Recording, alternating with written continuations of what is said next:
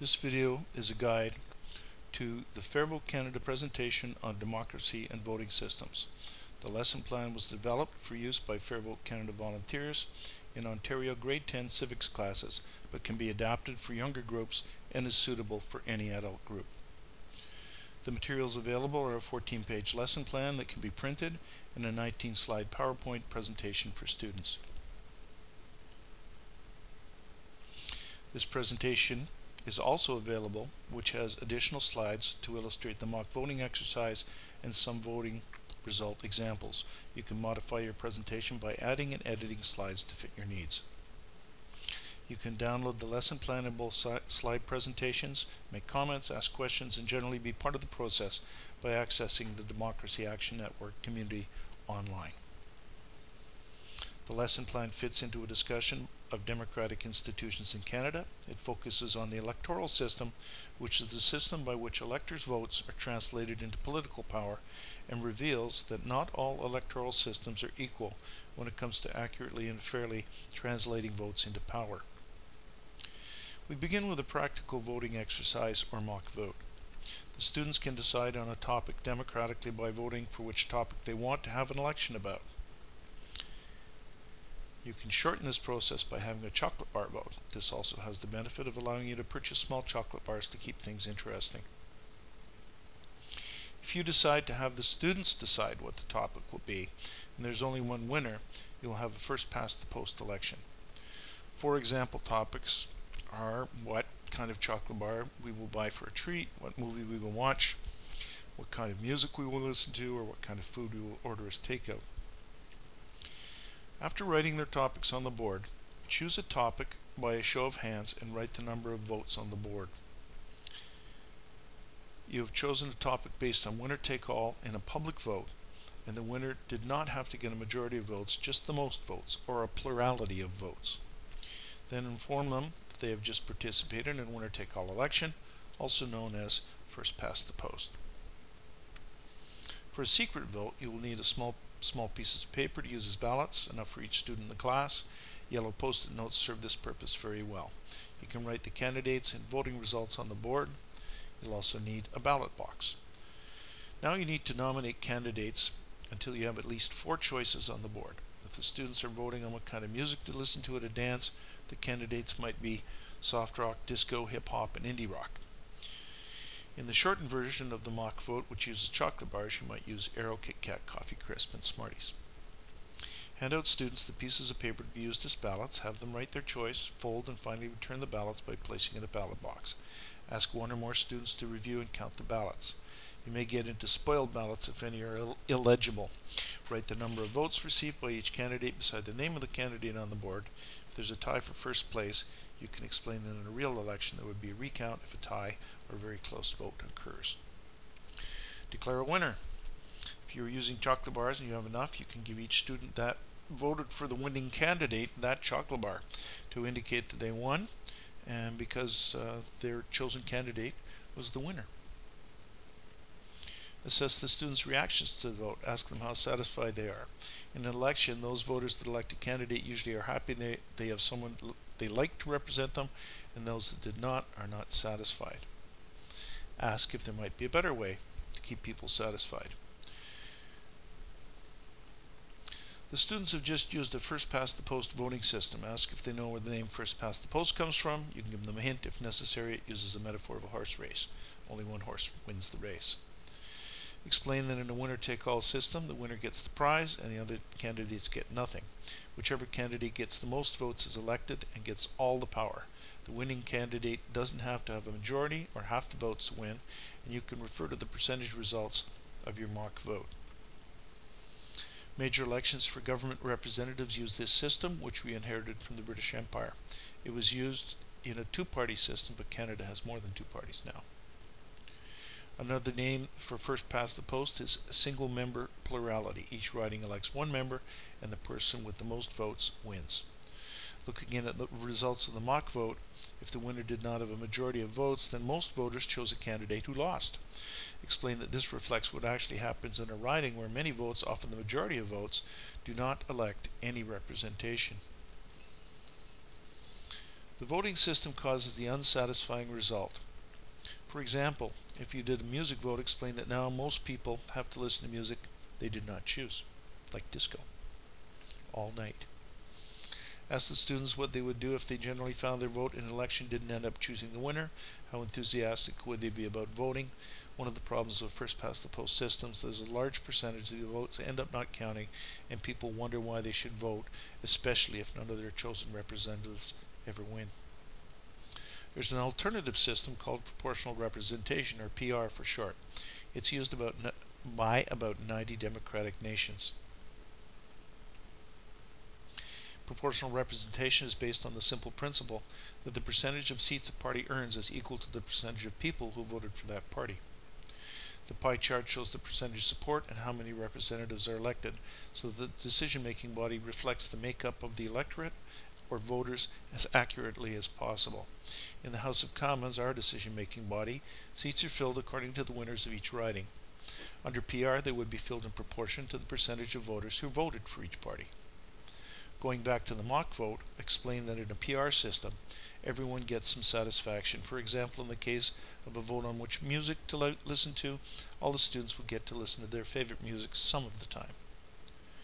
In a real election, we are choosing who will form the government of the country, and we vote based on values we care deeply about, in the expectation that the policies enacted by the government will reflect those values. It is possible to change an electoral system. In 1993, New Zealand changed from mixed member proportional, which is a type of PR system, after using a first past the post system for many years. The question is, might Canadians want to change? Federally, we have 308 ridings. Actually, soon there will be more. The candidate with the most votes wins and goes to Ottawa to represent them. In a parliamentary system, like Canada's, the party with the most seats forms the government, and the leader of that party is the Prime Minister. The number of votes cast for the party or the popular vote does not matter. If one party has more than half the seats, they form a majority government. But take note, the term majority appears in quotation marks because it is usually not half of the votes or the majority of the votes.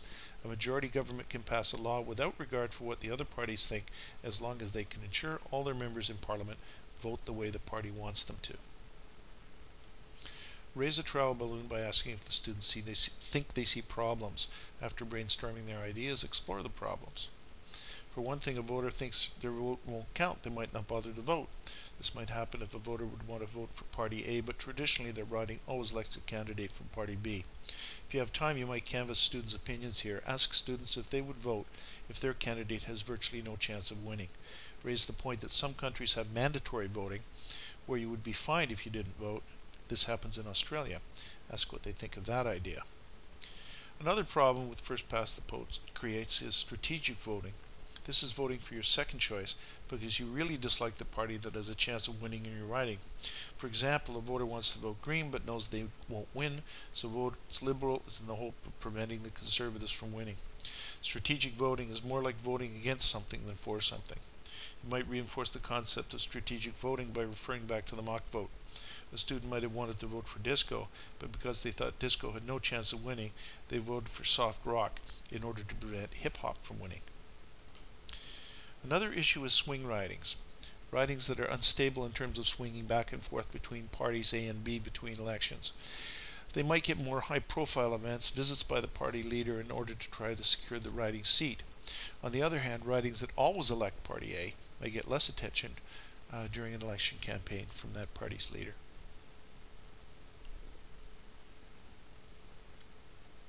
Safe seats are ridings that always elect a particular party and as a result may get little or no attention from that party. The party will pay most attention to tight races, for example like Etobicoke Centre. These are the results from Etobicoke Centre in the last federal election. What a close race. The Conservatives won by 26 votes. Ask the students if they hear their parents or other adults discussing these issues during election campaigns and if they can relate to their feelings. The winner-take-all system creates undesirable behaviors and attitudes on the part of both voters, who may not vote or have to vote strategically or feel they have to vote strategically, and politicians who campaign with varying degrees of effort. Again, an electoral system should translate votes into seats to reflect the way people voted. How good a job does first past the post do in translating votes fairly into seats? Let's look at the most recent federal election. We're now at section 5 of the lesson plan, actual Canadian election results, in slides 11 and 12 in the classroom slides. These slides have been updated since the lesson plan was originally printed and now have animations. If you have an undated printed version of the lesson plan, there are also references to slides 16 and 17, but you can ignore those. The Conservatives won the most votes with 5.8 million, which was 40% of the vote. You can click to show the overall vote as a pie chart so that students can better visualize the overall vote. Explain that each slice is proportional to the number of seats that the party received, and then click again to emphasize that no single party received a majority of the votes. Now show the same table with the ridings or seats won. Click so they can visualize these results as a pie chart, and now show that the winning party has a majority of 12 seats. They needed 154, and they have 166. Here the two pie charts are shown side by side to get across the underlying learning objective. The proportion of votes do not relate to the proportion of seats due to the first past the post voting system in each riding and how that translates into seats in Parliament. Because each riding race is a plurality race, the students may need reminding of the difference between plurality and majority. A candidate can win a riding with as little as 30% of the vote. The 308 winner-take-all riding races often, in fact most of the time, elect a parliament that does not reflect how Canadians voted overall. We call this a distorted election result, and is due to the first-past-the-post electoral system with its single-member ridings with winners elected by plurality. This is the norm in Canadian elections, that parties each win a majority of seats with less than 50% of the popular vote. In fact, there have been only 4 true majorities since Confederation, and the last one was when the Progressive Conservative Party won a majority of seats with 50.8% of the popular vote. In fact, it's even possible for a party that did not win a plurality of the popular vote to win power. This happened in Quebec in 1998. The Liberals won the most votes, but the Parti Québécois won the most seats. Another problem is regional distortions. This slide shows some of the 2008 federal election results. Green voters are spread all through the country, whereas Bloc Québécois voters were concentrated in Quebec ridings. Look at the difference in the number of seats each party won. Can we say all votes are equal when this happens? In New Brunswick in 1987, one party won all the seats. Ask the students why this would be a problem and discuss some of the possible responses, such as no one to criticize the government, many elections with the same party getting elected, there's no opportunity for another party to get experience in Parliament, a lot of voices and points of view are not going to be heard, and almost 40% of the population that didn't vote Liberal had no voice. And when your vote does not count, you feel you have no voice. Here we see the results of the federal election in 1993. The Liberals won 60% of the seats with only 41.2% of the vote. As you can imagine, electoral reform is not usually a priority for the party in power because they're benefiting from it.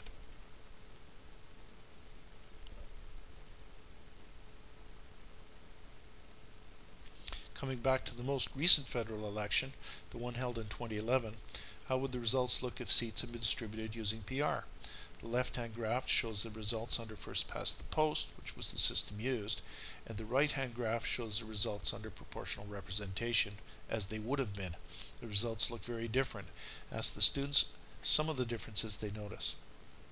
Here's some of the possible observations. One party wins a lot more seats under first past the post. Proportional representation seems to even things out, and proportional representation gives more power to smaller parties. Now look at the seats that would have been won for each party. Ask the students what they notice. Here are some of their possible observations. The smaller parties gain more seats under PR, and the dominant party loses members. Having looked at the graphs and charts, we notice that under PR, no party in the 2011 election would have won a majority of seats. So how will a government be formed? What happens in countries that use PR is that parties form coalitions. In order for two parties to work together to create policies, they have to cooperate. The advantage here for the electors is that coalition represents a true majority of voters. Ask the students if they can think of advantages and disadvantages of coalition governments, and then review some of the possible answers. More talking and negotiating to create policies, more ideas would be heard. Policies might tend to be more moderate. Policies might not change so drastically from government to government. Here the information part of the lesson has been completed and it's time to leave the students with something to think about on their own. You might ask the students, do you think we should change the electoral system in Canada? What might the challenges be and how might it happen? Find out more about different PR systems. As the last point states, it's your country. Canada's future belongs to you. If you'd like to contact the creators of this lesson plan and slideshow to clarify points or ask more information, please feel free to do so. Here's the way to do it. You can download the lesson plan and both sets of slides by clicking on these links. If you have comments or questions, you can post them in the Democracy Action Network community. Thank you for your time.